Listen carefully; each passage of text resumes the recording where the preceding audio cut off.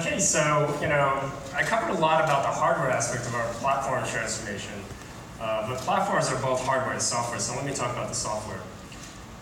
Many years ago, actually approaching 10 years ago, we overhauled the very foundation of our entire software stack by introducing Vivado, right? That was a clean sheet of paper supporting hardware designers. It's really best in class for any kind of hardware development. But we've been layering things on top of that, and we'll continue to innovate in Vivado. But as our products, our silicon architecture became more platform-centric with Zynq first and second generation, we started deploying more software around that for embedded developers with our runtime and our SDSoC environment. For data center deployments, we had our SDXL for deployments like F1, and now you hear from Azure. Now, most recently, we've also introduced a toolkit to accelerate AI inference, and you've heard about AI also, again, with SageMaker Neo. So now, our complete platforms, that's the silicon architectures, the boards with Alveo, and the software is very, very powerful, very, very complete. However, due to the evolution, right, we actually have different development environments.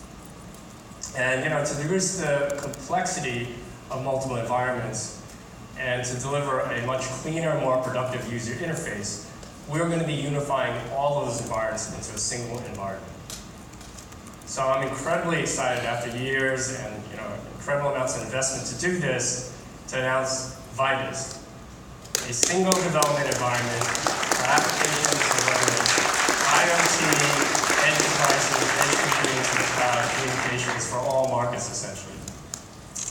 Okay, so Vitis is going to support those heterogeneous architectures we talked about. So our current Zynq first and second generation, versatile ACAPs, of course. And the whole idea is that developers will get the productivity experience they're accustomed to in developing software. And the benefits is incredibly powerful hardware optimization without needing any hardware expertise. You heard many of the AWS customers don't know how to spell FPGA.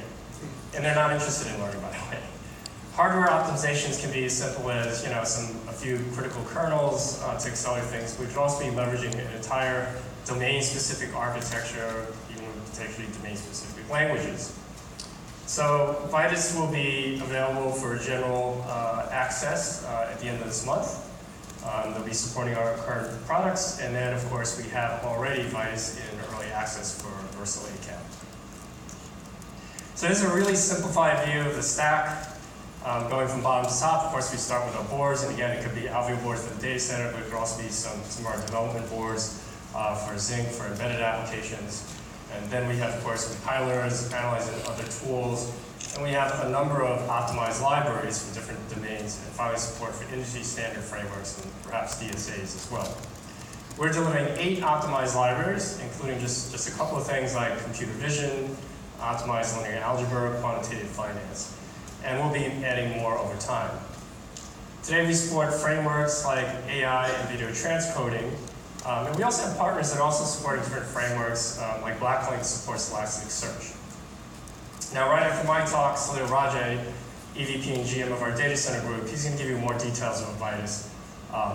But before he comes on, I get to give you share one more detail about Vitis that I think many of you as developers will like. Most developers tend to like this. It's free. It's free for all. Biggest applause so far.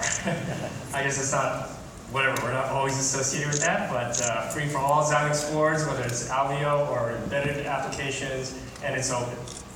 Right? So instead of our traditional proprietary IDE with managed projects and integrated text editor and so forth, which is very good, we've heard the feedback. Vitis plugs into standard software environments. So if you want, you could use non-standard, code editors, makefile, revision control systems. Right? So free and open Vitis is a win for all of you developers, and based on the applause, I guess you appreciate that, and it's really integral to our strategy. So the other thing I want to emphasize is our commitment to open source. Many people really aren't aware that we've been an active user of open source since 2001, and actually quite an active contributor since 2007. In 2018, we were the #1 contributor to U-Boot, and we co-founded OpenAMP, which is around asymmetric multiprocessing with many other software firms, and we just recently spun that off last week on the Linaro open source community project. This year, we've made open source absolutely core to our software strategy. And that is why we're making Vitis open source standard plugins, standard frameworks, software development environments, and free. The Vitis runtime, the libraries, the AI models, they're all available today under Apache license.